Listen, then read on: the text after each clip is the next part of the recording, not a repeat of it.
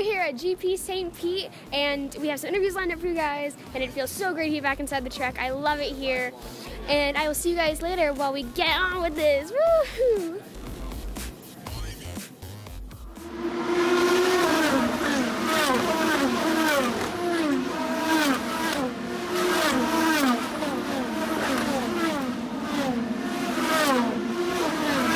It's time for another On the Spot. On the Spot. So the first thing I want to ask you about is your brand new Funko Pop. I've been pushing for Funkos in IndyCar for almost 2 years. You're the first driver to get one. Can you tell me a little bit about how they approached you to come up with that idea? I guess, a couple of months, a month or so went by, so I forgot. But yeah, it's kind of cute. I mean, it doesn't look like me, but other than that, I think it's all right. It's kind of neat to be enclosed, to be part of it. And you're the first one of the IndyCar series. I mean, they put it under NASCAR, but I mean, it's something. It's a big deal. Yeah, it's always a big deal about being the first one in anything, quite honestly. So, yeah, I'll take that. Yeah, for sure. People say things like, who do you think you are, Mario Andretti? Your last name has become a noun and a metaphor. It's a pop culture catchphrase now. From Beastie Boys to Ice Cube to Cardi B, Gwen Stefani, and Will Smith, countless musicians have used your name in their lyrics. Like Coca-Cola, you can say Andretti anywhere and people know exactly what you're talking about, even if they don't know anything about racing. As an immigrant to this country, what does it mean to you and all your family knowing your last name will forever be in the English language and in pop culture? Oh, I think it's awesome. Obviously, I take it as a compliment, of course, and as long as it's not nasty, I like it. I'll take it, and I think it's because I've been so blessed. They've been around for so long. I'm one of the fortunate ones to have survived, decades of the '60s, '70s, '80s, and so forth, and because of that, obviously. We've been fortunate to be up there, and just the name resonates somewhere. Plus, we have family.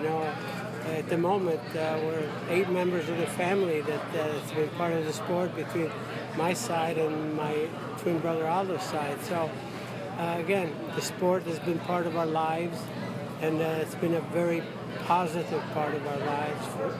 Some of us pay the price in some ways, like my brother. Obviously my younger son, Jeff, but it's part of the business.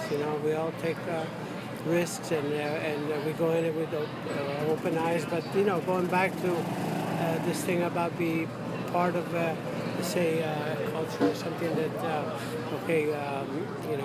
what do you think you are, Mario Andretti, as far as going fast? I'll take that. Besides Charlie Daniels, have you ever happened to hear any of the various types of music with your name in it? Or have you been sitting there watching with your TV when somebody blurts it out? Oh yeah, I followed everyone, and I mean with a lot of interest. And again, it's just amazing when they do that. I also remember clearly the very first time that I heard the Charlie Daniels one, and it was way back in the '70s. And I was on my way to Riverside from the LAX in a car late in the evening, and here it is blurting, hey, Mario Andretti, so I figure, oh, okay.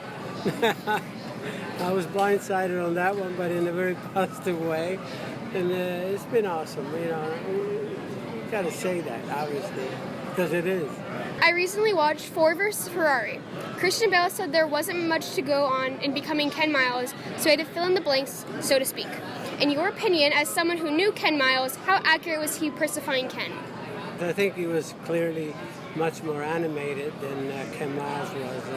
I knew Ken Miles very well because I'd been there part of the test program and, the Ford Le Mans program, and again, he was much more subdued. But again, Hollywood is Hollywood. Sometimes you have to add some excitement. But in so many ways, he portrayed him properly because Ken was very, very positive and actually results oriented, no question. you know. But on some of the other parts, you know, where he was, you know, really, his acting was a little bit, you know, Hollywood. It's inevitable Hollywood will make a movie about your life story one day. Who do you want playing Mario Andretti? Give me 3 actors you can think could pull off your charm and style convincingly. Surely you have to have thought about it. No, I really haven't, quite honestly, you know, but I don't know. I haven't really thought about it. You know, I think when the time will come, perhaps we'll see if the ones that are on my mind are still young enough.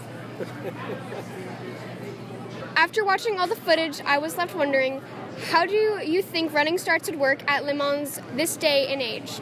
Obviously, there's a safety issue, but what is the difference from that, and how do quick drivers change now? I was part of just the very end of that, and I think by any standard, it's very unsafe because many of us chose to not fasten the belts right away, and so it was very unsafe. So I don't condone that part of it, you know. That's why they abolished it.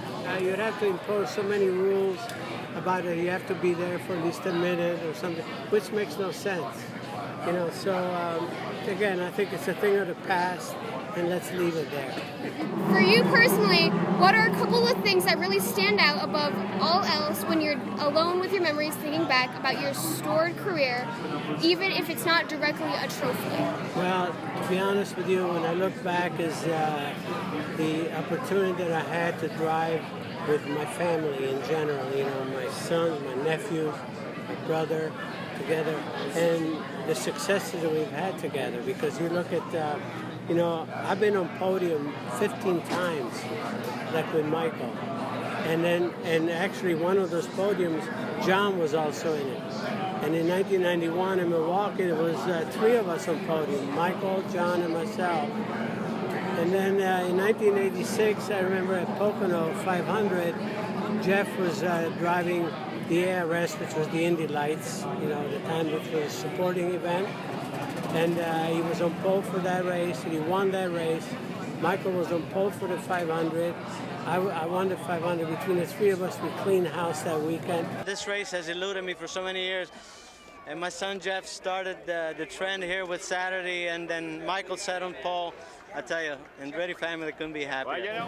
A lot of people didn't pay attention to that.